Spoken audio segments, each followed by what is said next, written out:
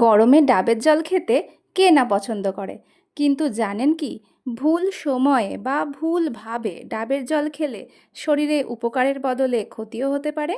আজকে আমরা জানব গরমে ডাবের জল খাওয়ার সঠিক নিয়ম, কতটা খাবেন, কখন খাবেন, আর কোন ভুলগুলো একেবারেই করবেন না।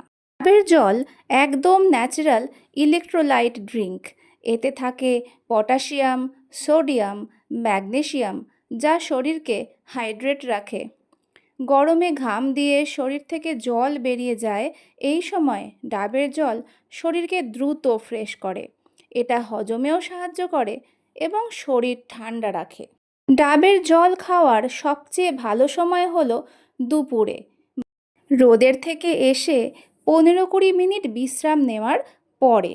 যে সময়গুলোয় ডাবের জল খাওয়া একেবারেই ঠিক নয় সেগুলো হচ্ছে, একদম রোদ থেকে এসে সঙ্গে সঙ্গে খাবেন না, খুব খালি পেটে বেশি পরিমাণে খাবেন না, কারণ এতে করে শরীর দুর্বল লাগতে পারে বা মাথা ঘুরতে পারে।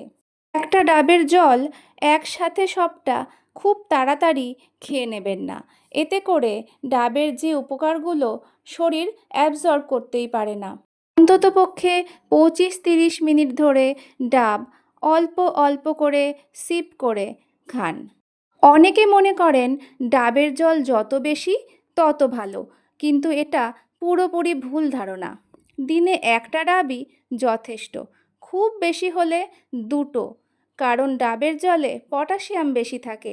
অতিরিক্ত খেলে শরীরের ইলেকট্রোলাইট ব্যালেন্স নষ্ট হতে পারে। অনেকেই ফ্রিজে রেখে ঠান্ডা করে ডাবের জল খান, কিন্তু এটা ঠিক নয়। বেশি ঠান্ডা ডাবের জল মানে গলা ব্যথা আর হজমের সমস্যা। সবসময় ডাবের জল খাবেন ফ্রেশ আর নর্মাল টেম্পারেচারে। ডাবের জল হেলদি হলেও সববার জন্য কিন্তু একইভাবে ভালো নয়।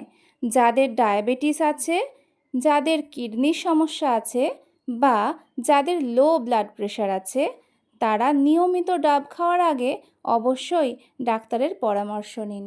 সবচেয়ে বড় ভুলগুলো আরও একবার মনে করিয়ে দিই। খাওয়ার সাথে সাথে ডাবের জল খাবেন না, অতিরিক্ত পরিমাণে খাবেন না, ফ্রিজে রাখা পুরনো ডাবের জল খাবেন না। ইউরিন ইনফেকশনের ক্ষেত্রে ডাক্তারের পরামর্শ মতো ডাবের জল খান।